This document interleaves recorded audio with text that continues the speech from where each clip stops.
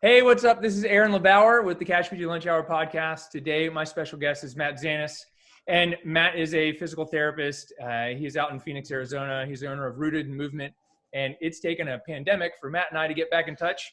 And Matt and I have a lot of commonalities. We work together to help him get his business off the ground. We've both worked with the same mentor, and Matt's doing some amazing stuff. So Matt, thank you for making time to come on the show. Appreciate it. Yeah, thank you for having me, Aaron. And I think the last time I saw you, I had really short hair and you had no hair on your face whatsoever. Right. So now you got a giant beard and I've got the Thor look going on. So yeah, times have definitely changed over the past, I think, maybe 5 or 6 years now.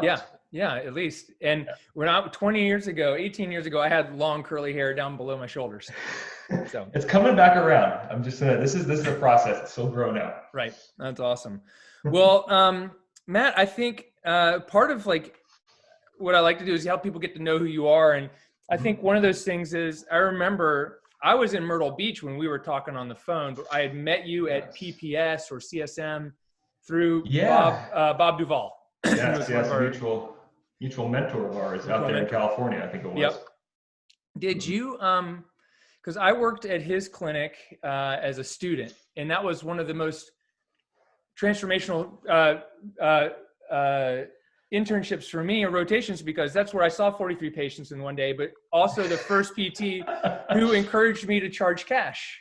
Yes. And do it all the way, go low overhead. And so it was really kind of amazing. Did you do and I met him through you, did you do like a clinical residency there or orthopedic specialist or something? Yeah, so interestingly enough, he was my second clinical rotation. So I went to Duke for my doctorate, and one of the reasons why I went there is because they afforded me the opportunity to literally go anywhere in the country that I wanted to for these rotations, and landed with Dr. Duvall down there in Atlanta for my second one, actually coming from Phoenix, Arizona, where I ended up moving back to now. But yeah, he was a clinical mentor of mine for about 4 months. And then before I even graduated, I had started essentially auditing his orthopedic residency program. So I was kind of in that inaugural class, so to speak.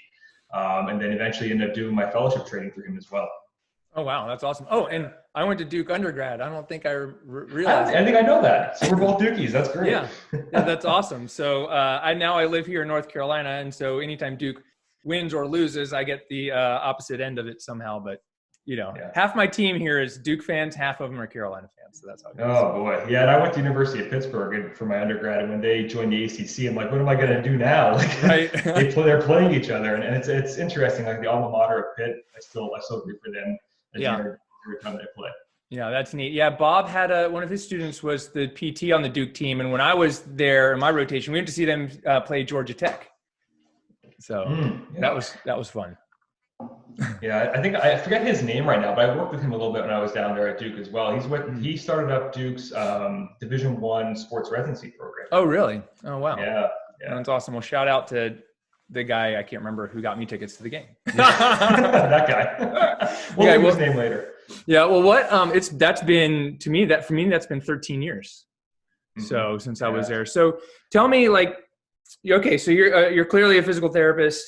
I also know, I remember seeing you, I just had Anthony Lowe on the podcast, and there was some other way that we connected through this other Instagram thing, but I want to say that I saw this video of you deadlifting and how easier that got based on Anthony's cues, in a women's pelvic health course. And I was like, holy cow, check that out.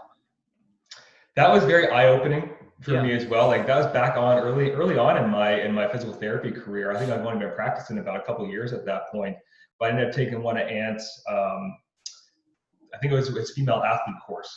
He brought it out here to Arizona. And that was one of those things where I really started to learn deeply about how the nervous system can impact our movement and our power potential for sure. But that YouTube video is still kind of circulating around there. I think it was 405 pounds on the bar. There was no warm up whatsoever. But there was a huge time differential between me grinding it out in the beginning and then Ant going through some of his neurological kind of party tricks, and all of a sudden that thing just flew off the floor.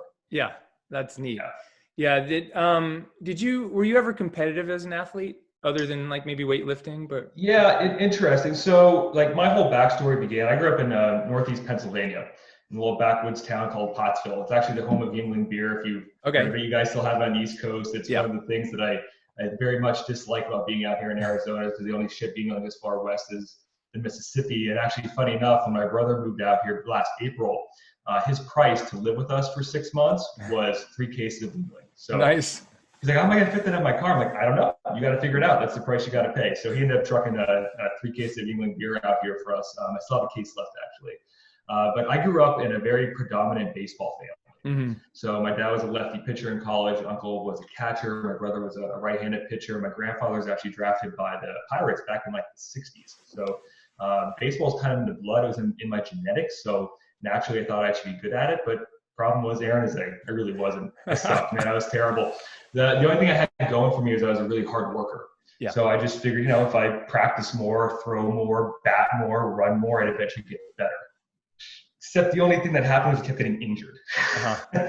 Every single year, had shoulder issues. I was a catcher as well, so I had some knee issues. And every single year I was going through physical therapy.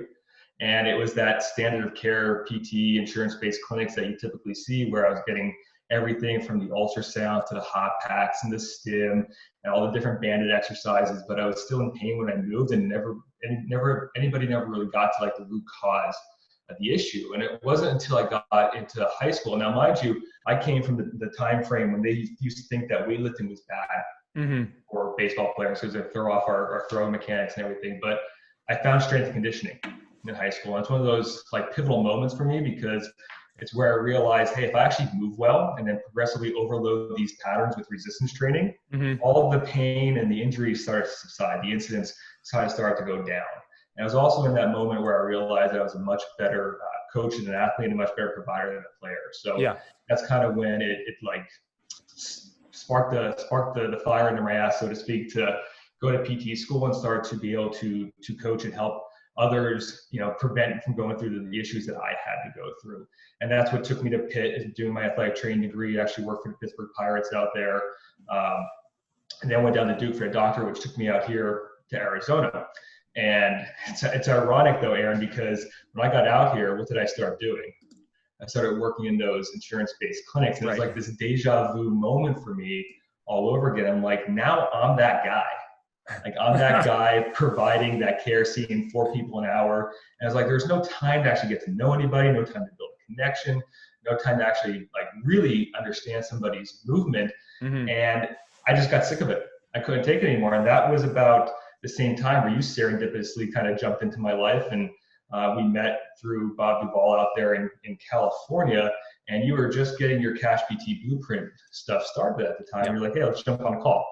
So like, I didn't know what the hell I was going to do. I had no background in this. I just knew I couldn't stay in those clinics, because like it wasn't the clinic, so to speak. It was just a system, and I couldn't be a part of it anymore. So you gave me the kick in the ass that I needed to on that call. I still didn't remember it, just to like, hey, it doesn't matter how you're getting started. You're just going to get started now, because like you got the brain power to do it. You got the resources to do it. Never mind, I was like $300,000 in debt from student loan payments and everything. Like, you got to be happy. You got to be fulfilling your purpose and serving the values that you have in life. And so I thank you for that, for sure. Yeah, absolutely. I remember where it all began. But I remember that conversation. That was crazy. You were like, you told me how much you were in debt, and I was like, holy cow! Like that was a lot. Yeah, because at that point, that was PT. So to answer your question, that was kind of a long-winded answer of, I played competitive baseball for a very long time, wrestler, football player. And then got into, did some bodybuilding, and had a very short modeling career as well. So I had that whole like aesthetic, you want to call that competitiveness as well. And then, I found CrossFit for a little bit too, and competed for a little bit in that. But you know what, it was super interesting, because I was $300,000 in debt, and then I'd spent all this money on a residency program and a fellowship program as well. So I was like continuously dumping it in, and I wasn't really seeing that return. It's because I wasn't really working for myself. You know what I mean?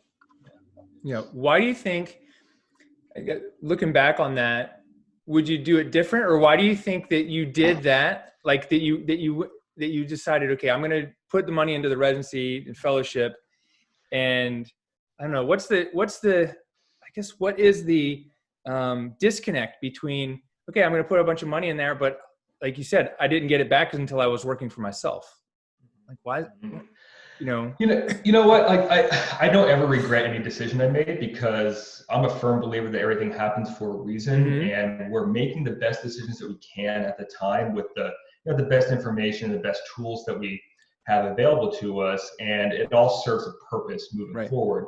So yeah, I spent a lot of money doing that, but it taught me a lot of clinical reasoning skills and how to use my brain, and then be able to find the right opportune moment to use a lot of these hands-on skills. But I guess like it gave me the confidence. That's what's kind of resonating with me right now. It's kind of dropping in, is it gave me the confidence to be able to not only talk the talk but walk the walk, and be able to help somebody move through their problems, even if I wasn't necessarily 100% confident within myself. I had the confidence to help somebody else. Yeah. All right. That's awesome. Yeah. So did you get to a point where you've paid back most of your loans? Yeah, so I've only been paying them back now since, I think after that grace period, it was like end of 2014, beginning of 2015. So I'm about 3/4 of the way done already. So I've only got a tiny little bit left. And with this whole pandemic of the coronavirus, they've actually stopped the interest accruement on it too. So that'll definitely help. But it's one of those things, like I think money is an interesting topic as well, because like we put so much stress around it, and like I view money as more like an energetic flow in a way. And like, and this is kind of following along the same lines of like dumping money into these programs, is like, I saw it as more of like an investment, and these were like going to be energetic experiences for me. And I was going to see the return to energetic flow. And it's interesting what you're seeing right now, because people are falling into a lot of that like scarcity mindset. Right.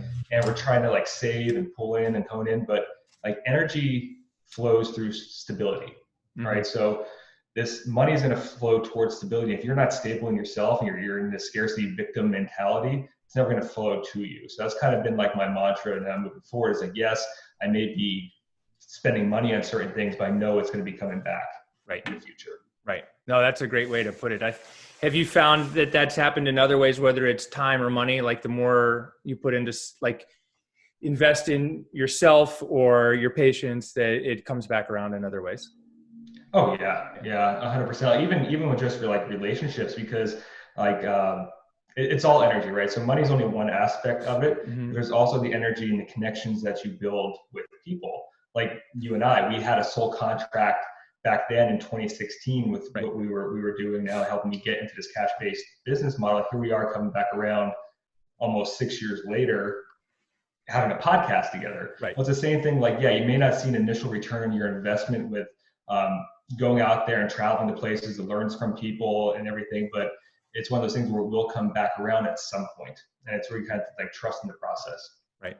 So it sounds like, I want to go back to a little bit of that, but when you said you chose Duke, it was to allow you to be able to go where you wanted to go. Was that because you had identified places where you knew, if I'm going to go somewhere, spend the money, I'm going to get the most out of it, I'm going to go to the best? Was that kind of the idea? Yeah, because for along the same lines, like I applied to a bunch of different schools. Like I got into USC out in California, but at that time it was like straight across the country, and didn't really want to move out there. And then I was going to stay at the University of Pittsburgh for my PT degree, but it would have been within the same exact building of health sciences that my undergraduate degree in athletic training was. And it was like, I need a different perspective. Like I can't be stuck in the same roof learning from the same people. I want to be able to get like a well-rounded awareness of what's out there and be able to work with different schools of thought. And like, ironically enough too, Duke had a very good manual therapy program, which we can dive deep into that whole scenario kind of moving forward with my perspective and philosophy on treatment now. But it afforded me the opportunity. I didn't know where I was going to go, Aaron. Like I had no idea. Like by nature, I'm a kind of like a risk taker, and that's more so, I think, the entrepreneurial mindset that I have, is that I'm willing to take the risks necessary. And like, I just wanted to get out into various corners of the country to see what I can uncover. And that's what it allowed me to do. I went from Phoenix, Arizona down to Atlanta. Like look at where that took me. Making those connections down there out in Arizona, and then down here in Atlanta, and then finally went back up to Pittsburgh and worked in the VA to do my, my hospital setting, so my inpatient setting. But with each experience, I learned something new and was able to take away these different perspectives and turn them into my own philosophy. Mm-hmm. That's awesome. And did Bob get you hooked up with the shooting team? Is that what, did you have experience doing that kind of stuff? Yeah, so that was, that was probably like 2017 into 18. He gave me a call. I still remember it. Like, it was over Christmas. Right. And he gave me a call. He's like, do you want an opportunity working with some Olympic athletes? I'm like, fuck yeah. Like, let's do this. Like, athletes are kind of my jam. At that point, like, he didn't tell me exactly who they were, being the shooting team. But I tell you what, like, I've never worked with another group of great men and women. Like, it's interesting because I grew up in Pennsylvania, like backwoods, remember? So I was an actual competitive archery shooter and shot a lot of trap and skeet and messed around with rifles and pistols with hunting and everything. So it kind of fell within, I guess, my ethos, so to speak. And I kind of understood the movement patterns and what their bodies were going through. So it was almost like a very natural fit for me.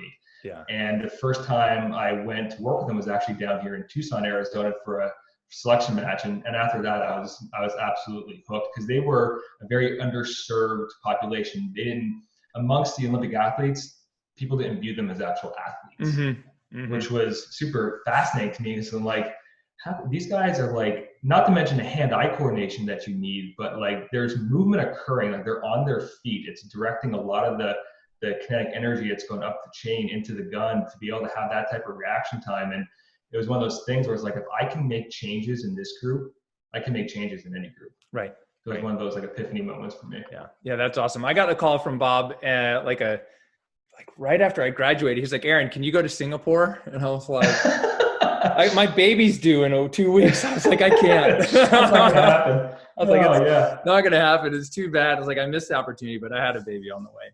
But it's interesting. So we were supposed to leave for Tokyo this past Sunday. Oh, wow. Easter Sunday. Yeah. And the whole test event obviously got canceled and everything's been pushed back. Yeah. But we're making do with what we can, just taking it as an opportunity to do some more training, get the wrinkles kind of all ironed out. That's great. Well, I want to ask you, how are you growing as a person and investing in yourself as a business owner these days with the philosophy you just shared?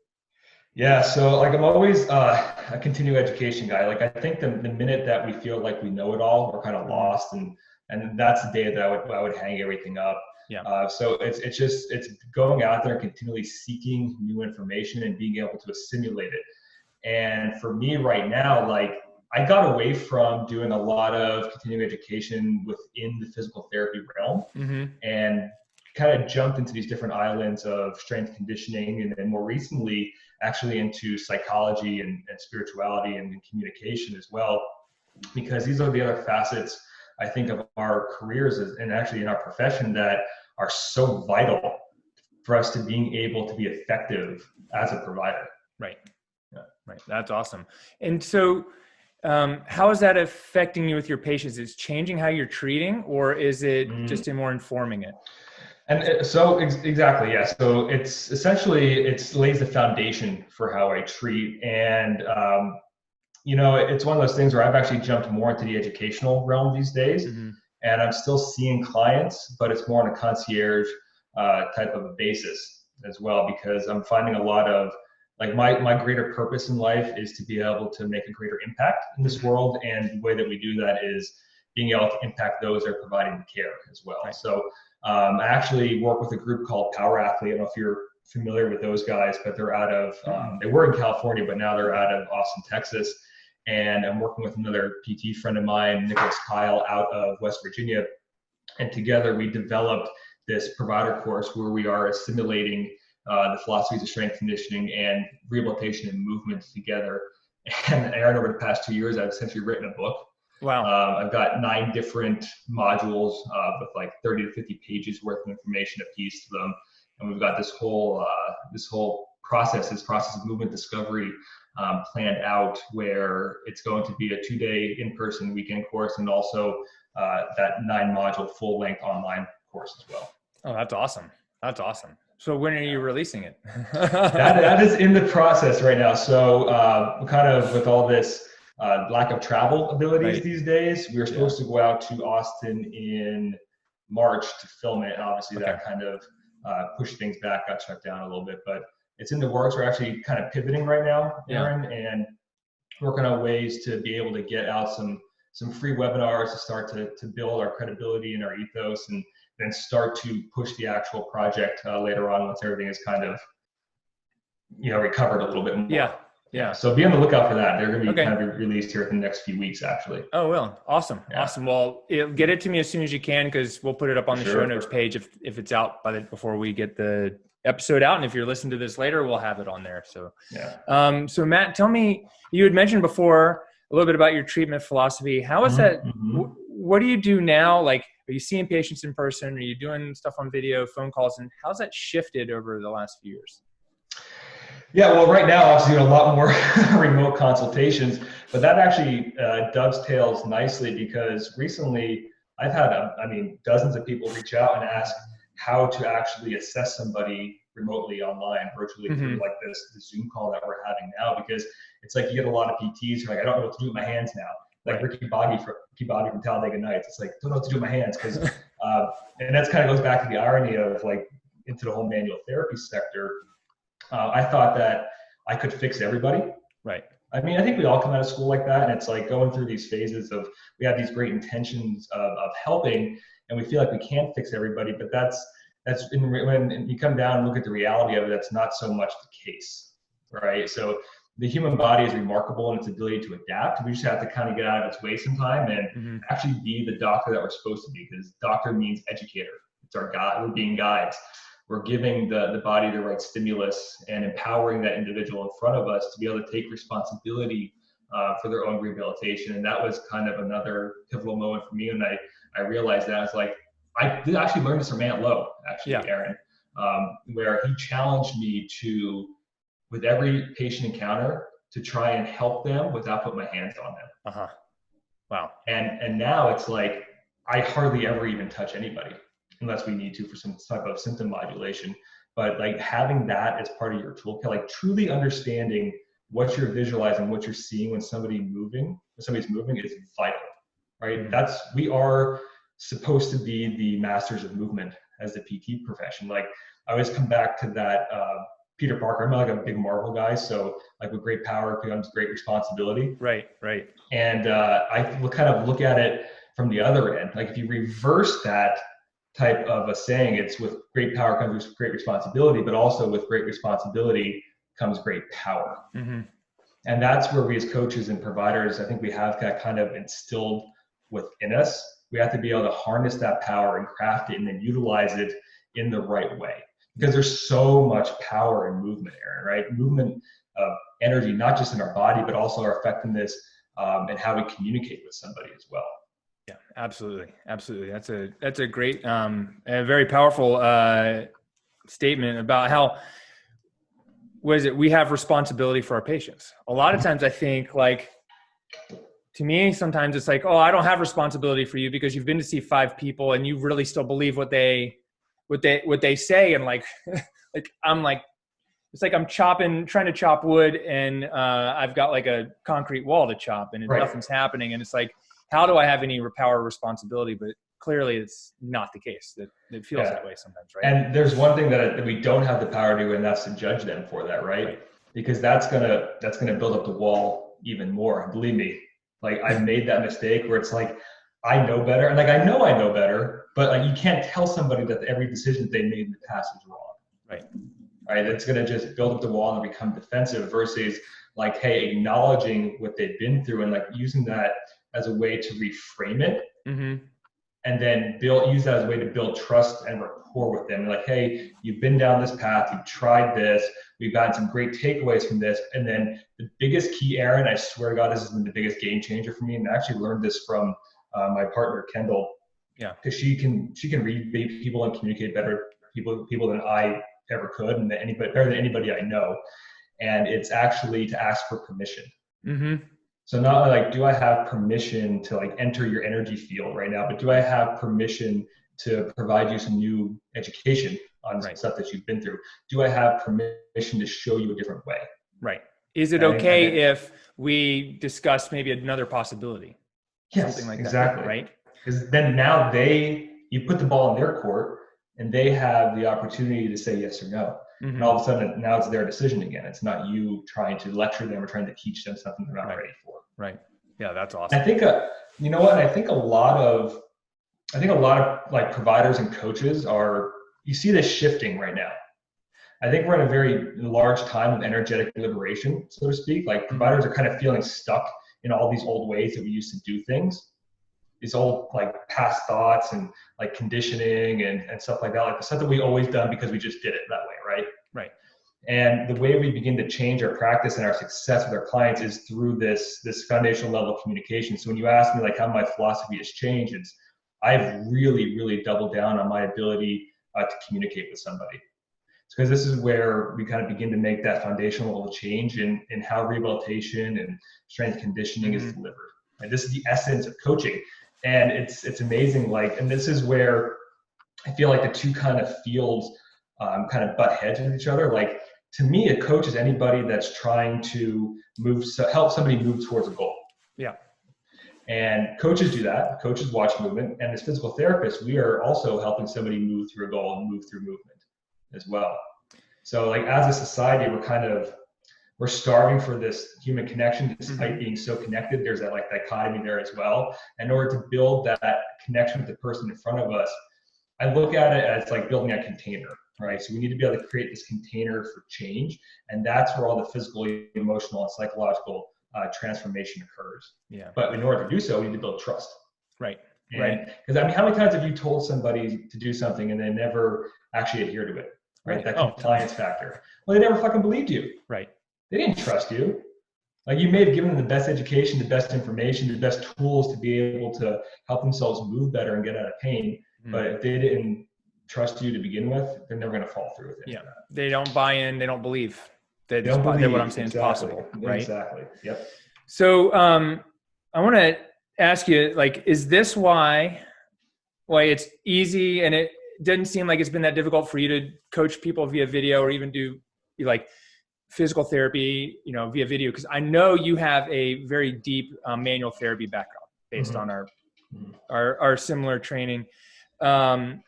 Is it that philosophy of asking questions and understanding people and understanding movement that's helped, or is there something else that's helped you be able to kind of say, hey, look, I don't have to touch you if I don't need to. And if I do, like, either I'll do it or I'll help you find a way to do it yourself. Yeah. Like that's always an option. Like we always have the ability to utilize hands-on skills, but yeah, understanding movement, I think understanding biomechanics and how the nervous system work together. So this idea of biomechanics and the neural input stuff working together, that's how we start to be more effective as coaches and as providers. Like for me, you know what, the movement stuff, it's kind of, you dive down this path of, I think we've fallen into the trap of trying to use exercise as movement. I don't think that they're the same.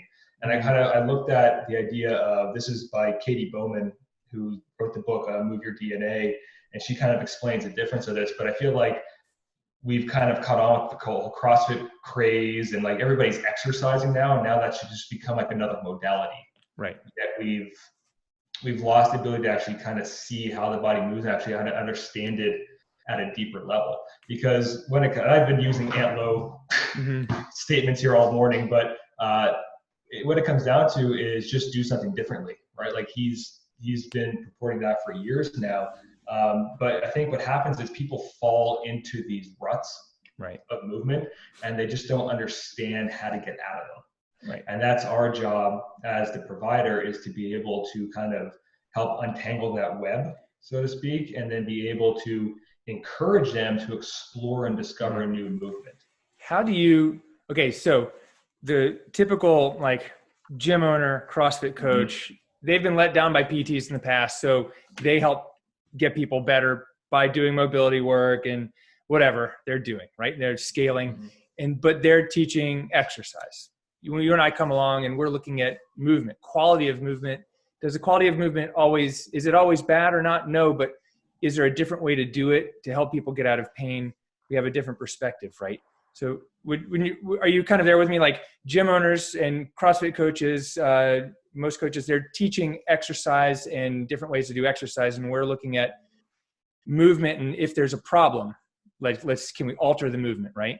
Exactly. Is that what you're saying?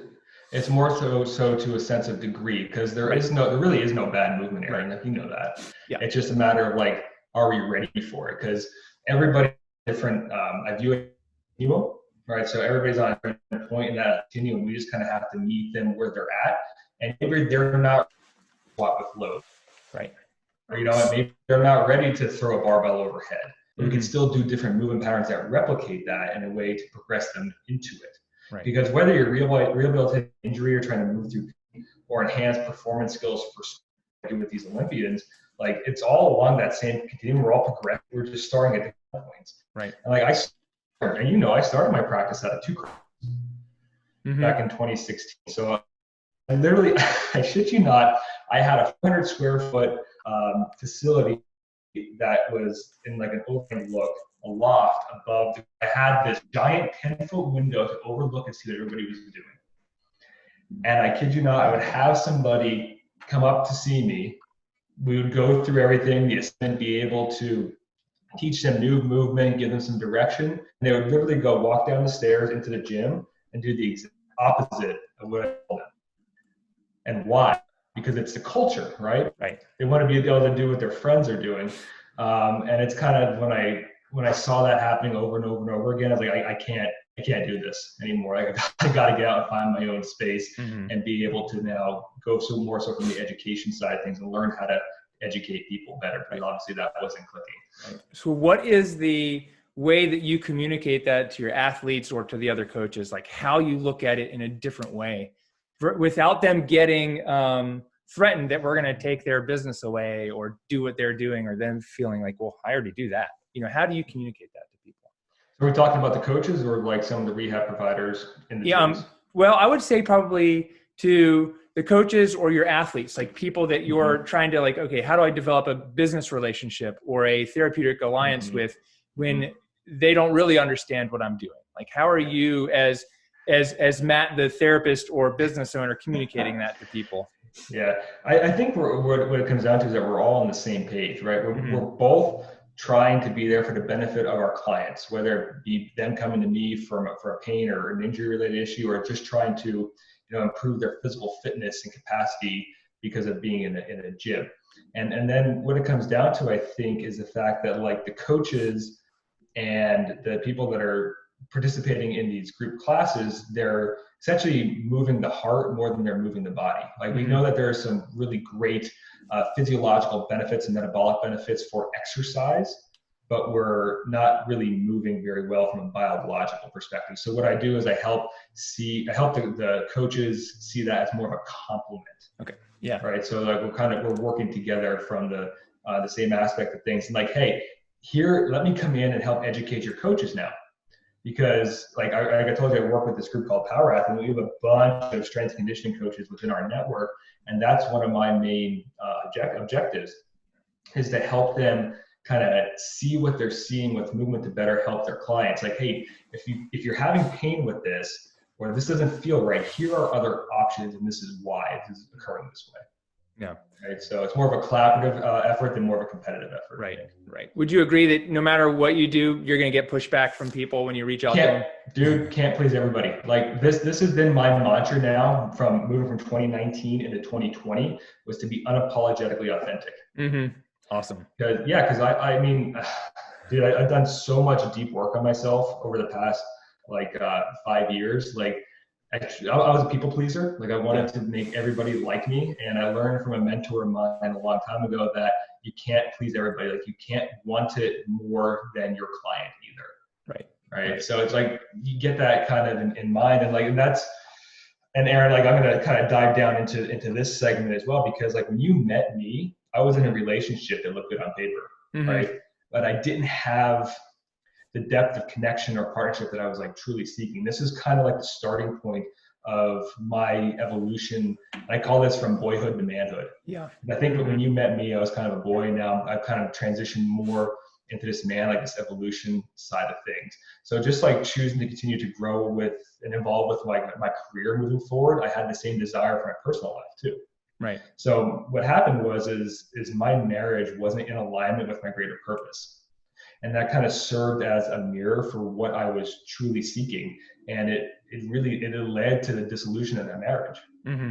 And, our lives, we go through, I feel like we go through these different seasons of change, and it's up to us to be able to give an honest reflection, like look inwards, like what's really going on truly inside of how we're feeling and like how we're expected we feel and how aligned with our partner and our purpose we are. So it's our choice to actually take actions that align with that. Like, once again, going back to that like victim warrior mentality, you can't fall victim to the circumstances that are happening to you right now. You kind of have to have that warrior mindset and be able to take action. And like I said, I've done a lot of this, deep personal reflection and assessment of who I am as a man, and how I show up in the world and the kind of partner I want to have by my side. And my purpose and my impact, I intend to have this more of like a paramount flow in my life. Like, to be able to get into that flow state, I want to have someone who is equally as driven as me with her purpose as well. Right. That's awesome. That's powerful. So Matt, for any of the other men out there listening to this, what are some of the resources that you found most helpful to get there? Yeah. So actually the first couple books that I started reading were by an author named David Deida. So I think it's Deida. And the very first book that I started reading was called The Way of the Superior Man. Yep. That is probably the most profound book that I got into. And it kind of teaches like how men and women interact and like our roles and responsibility as the masculine within that relationship. Because I think people have this dichotomous view of male and female, like, and masculine and feminine. We think that a man has to be masculine and a female has to be feminine, but in reality, we have these different poles.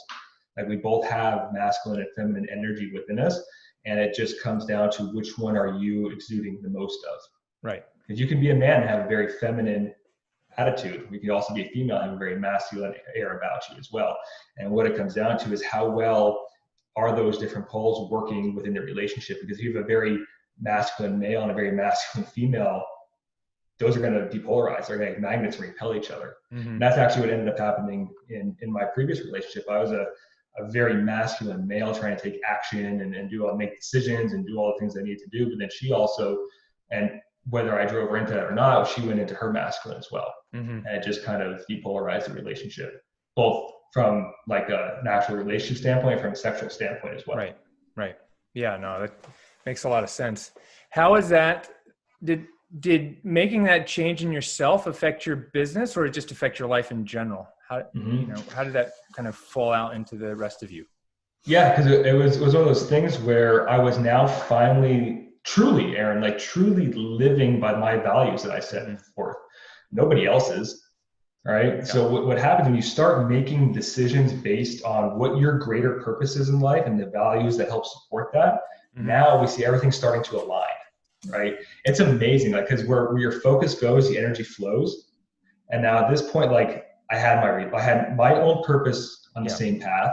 Like, I had all my decisions lining up with that purpose. And now I had somebody next to me who was actually supporting me in that purpose. And like, the amount of fucking energy that gets put into that is immense. And guess what?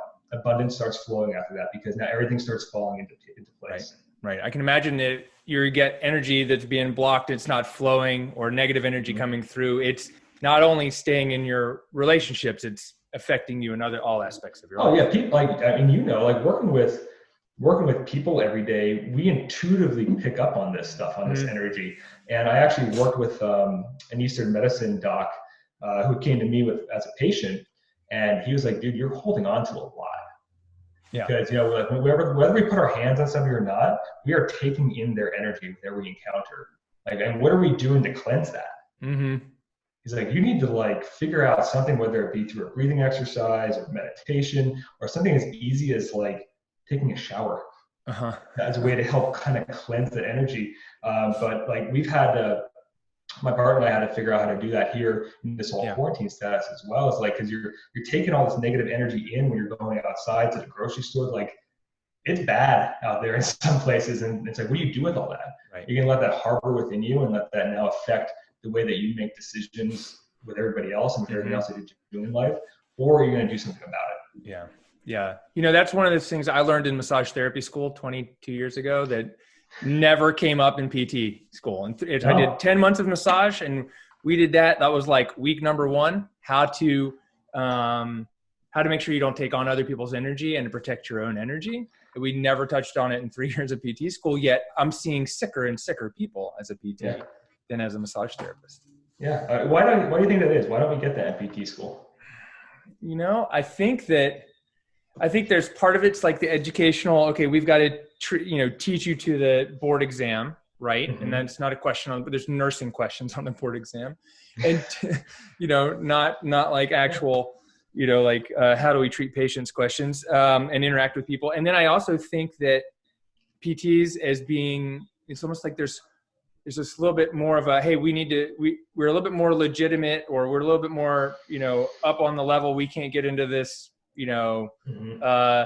esoteric, information. Yet it's one of the hardest things that all the PTs and residents that I've had come through have had to deal with. All of a sudden they're treating 25 people out of school or more per week, and they're all sick. They all have negative energy, and the PTs getting burnt out quickly. I think it's a huge component of that burnout that we're seeing. Yeah. It's the volume of things and the amount of physical energy that you're expending, but from a spiritual and psychological standpoint, emotional standpoint as well, that's a lot of energy moving through you. And I hear what you're saying. I really do, because we call it like the witchy woo-woo feeling. Like people don't really want to go down that witchy woo-woo path because it doesn't make sense. But the only reason why we don't go down that, I think, is because we kind of fear it and we don't understand it. Right. It's just like I kind of give this analogy of like the 2 different sides of the coin. Like from the whole medical perspective side of things, like post-surgical and biomechanics and physiology, anatomy, like that's only one side of the coin. Right. Versus the movement side of things and the communication and the energy side of things. I think that's a whole other side of the coin, and we can be more effective when we understand both and we implement both sides. Right. Well, I've definitely seen patients and had mentors who basically it's if we focus only on the mechanical and what we see on the x-ray and what we see with the thing, we're only going to get so far. We actually have a person in front of us. And this is part of the whole, treating pain as well. There's so many other things going on beyond just what we see and can test. And if you don't address any of the other things that are going on with this person, we're going to have a hard time addressing the problem that's sitting in front of us, which isn't the knee or the meniscal tear. It's the person can't do what they want to do. And we have to understand a whole lot more about them.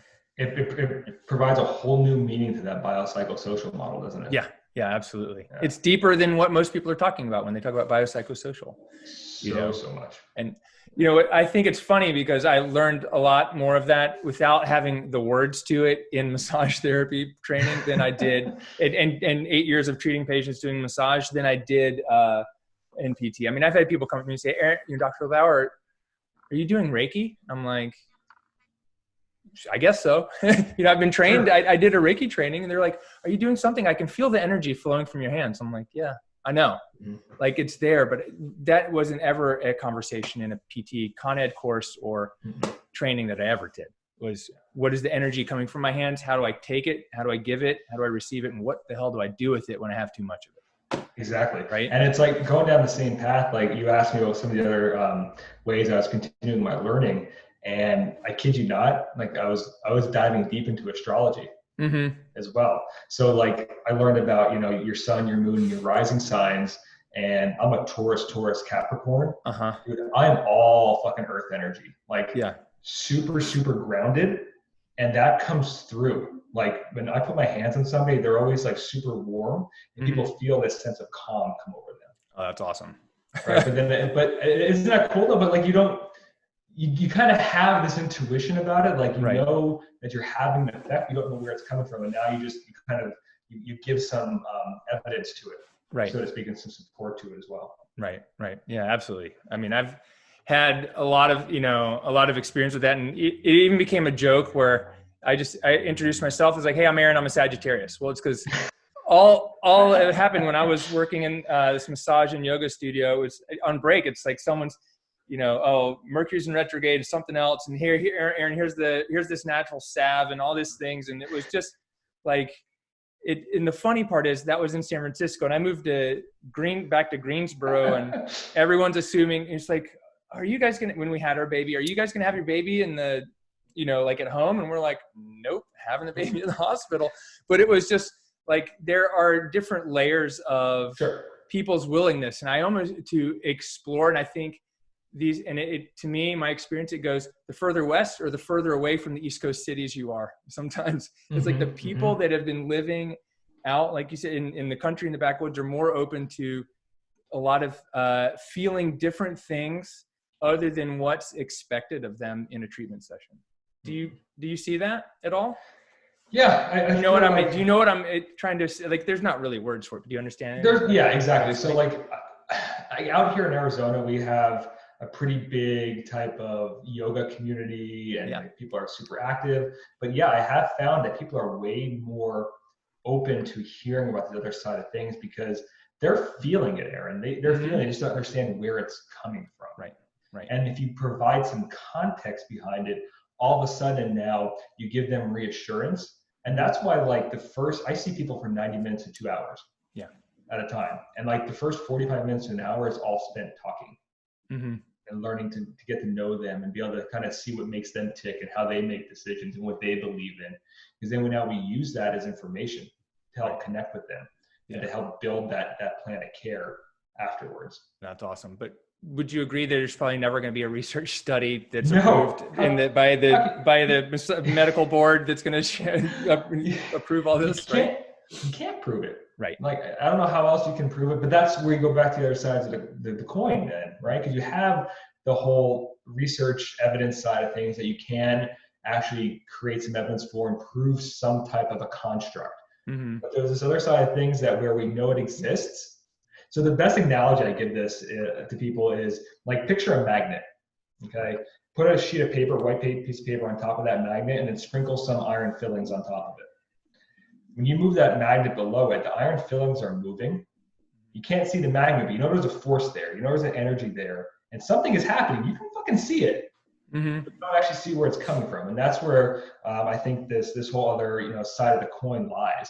It's like we know it's there. We know we have evidence for it. We can visualize it. We anecdotally can see it. But we just kind of have to believe, so to speak. Right. There's something to it. That was one of the first. There was I can't remember what the paper was. I'm sure it's 15 years old, but it was a paper. It wasn't a research study, but it was a paper, an opinion, and based on why manual therapy techniques. There really no manual therapy techniques could ever be evidence-based because there's too much happening between the patient and the provider, and there's no way to control for the personal interaction, the energy exchange, the different, just different therapists. You can't actually do that. And I don't know, I think it's interesting because some days that stuff turns me off and some days I'm like, yeah, of course, like we got to have some evidence, but we can't stick too hard to one side either. There's a back and forth in order. You got to find balance. Just like the body's always trying to, and brain's always trying to find balance. We need to find balance with our practice as well. And I think and it's interesting because, being the type of Taurus Capricorn that I am with all this grounding energy, like I could have been the worst person when it comes to manual therapy techniques out there, but I had that natural grounding feeling, that calmness that is actually effective for that person's nervous system. They call it placebo, call it whatever you want, it was still effective.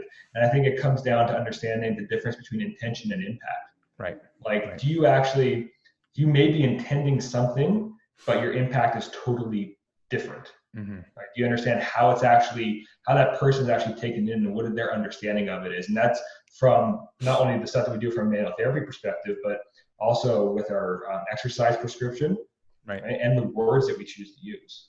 Right. And words are powerful. And that's one of those things that I really got out of Anthony Lowe's podcast. If you're listening to this, you got to go back and listen to his, but it was like asking the right questions. And yes, it is always, it's the words are so powerful. They're more powerful than a lot of times than my touch, because I can use a word and I can touch someone the same way, but the word has a negative meaning versus the positive meaning.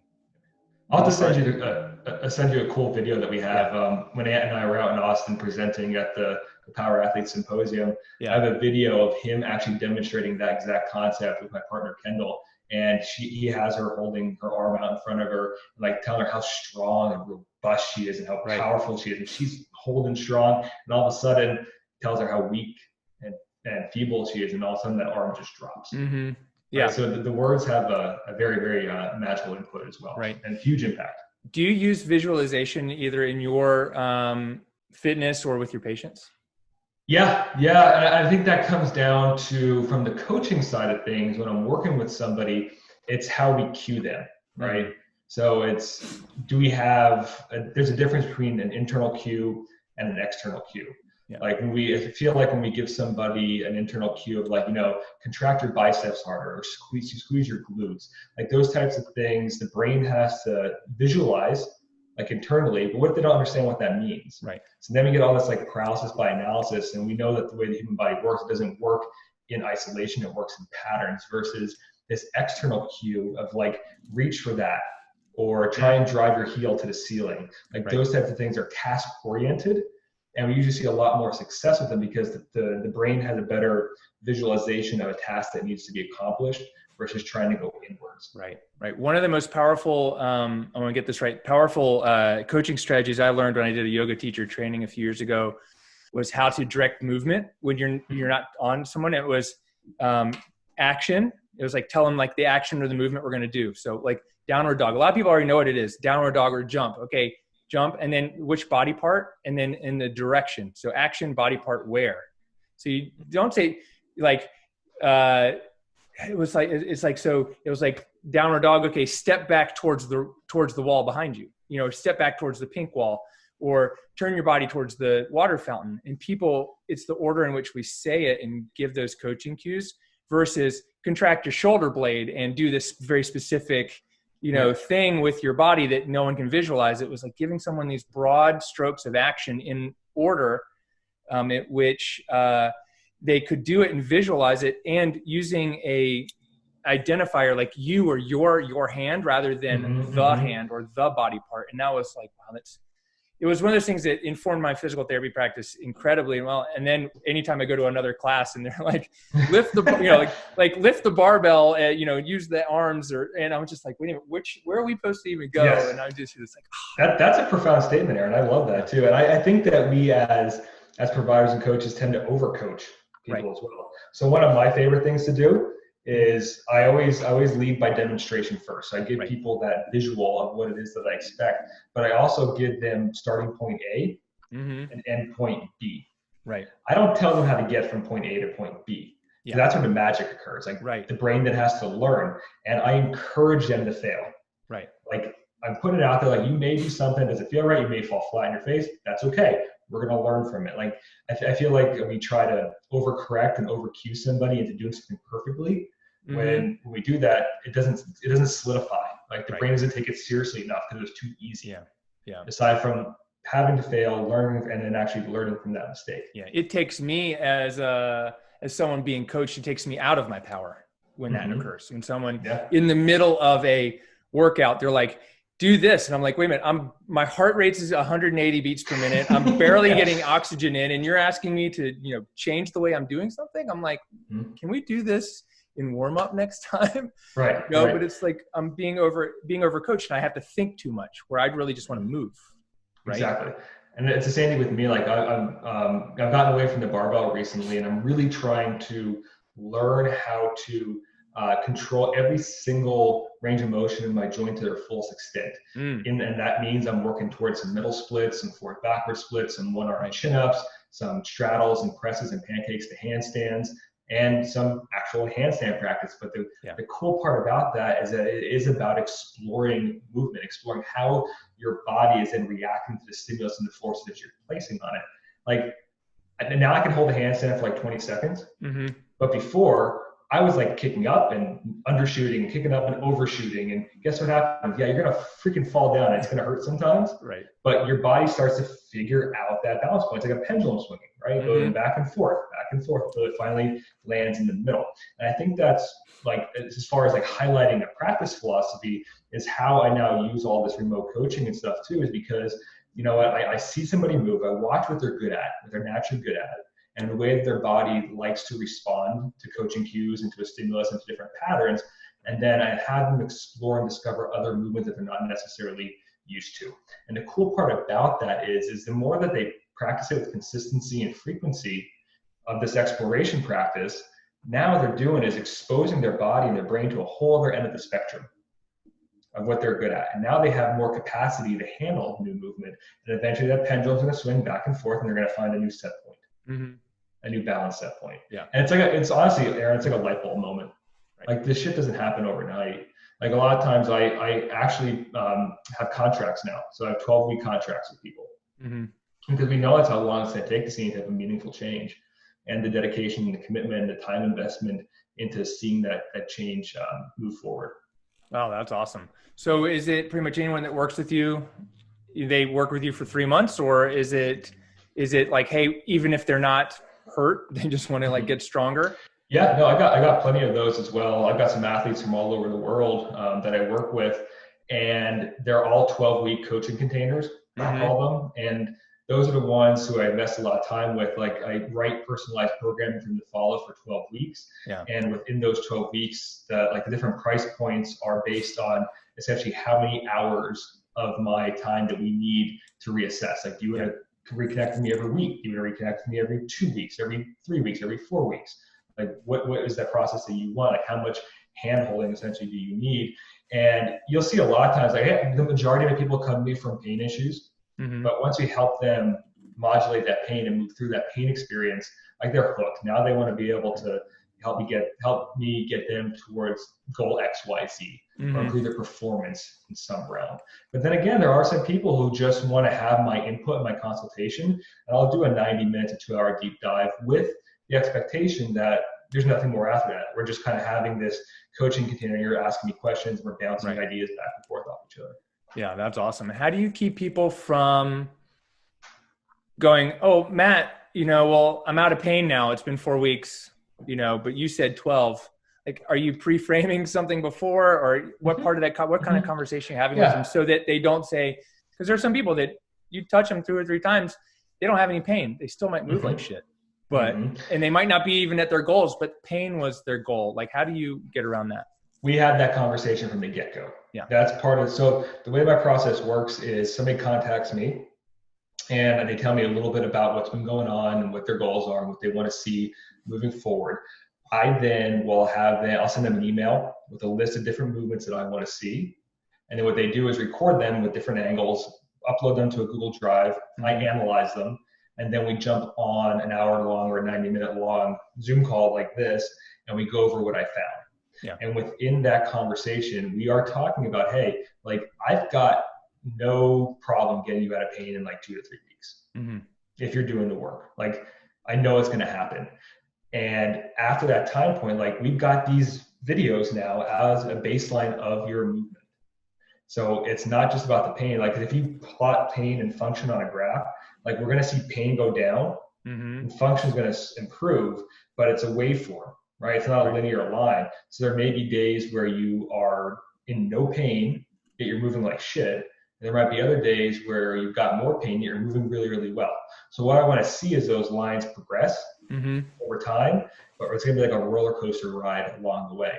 And then, hey, at the end of 12 weeks, if you're satisfied with your movement and where it's at right now, and I say, hey, that looks adequate, then go ahead, do your thing and move on to whatever type of movement practice you want to go for. That's awesome. Cool, man. Well, before we run out of time, I got a couple other questions for you. And I think one of the ways we reconnected was you responded to, or we both responded to the same post on Instagram recently. And then I reposted it because I was like, I got to share this. And it got the ire of 1 or 2 people and got the attention of a whole lot of people. And it was basically where I said, physical therapy is not telehealth, because someone else had said physical therapy is not telehealth. And it was like telehealth isn't, it was something like basically saying that we can't provide physical therapy through, and saying telehealth isn't a way to help people. And what I was saying was physical therapy is not telehealth, because physical therapy is so much more than telehealth, than movement, than touch, than et cetera. So I want to know, like, what does physical therapy mean to you? And why was that something that got your attention? Yeah, we felt right along the same lines with that as well, didn't we? Like that kind of struck a chord with both of us. And it's only because like I've been writing this course now for the past 2 years, and I kind of see these statements come out like that, like this isn't physical therapy, or that's not physical therapy. And then it like rubs me the wrong way, because like these people to me are kind of those dinosaurs living in that old dogmatic realm. And it comes back to the Bruce Lee quote, you need to empty your cup, right? Like if your cup's already full, you're not gonna be able to take in new information. So I feel like these people, their cup is so full that they're just not even open to hearing any other perspective or any other school of thought.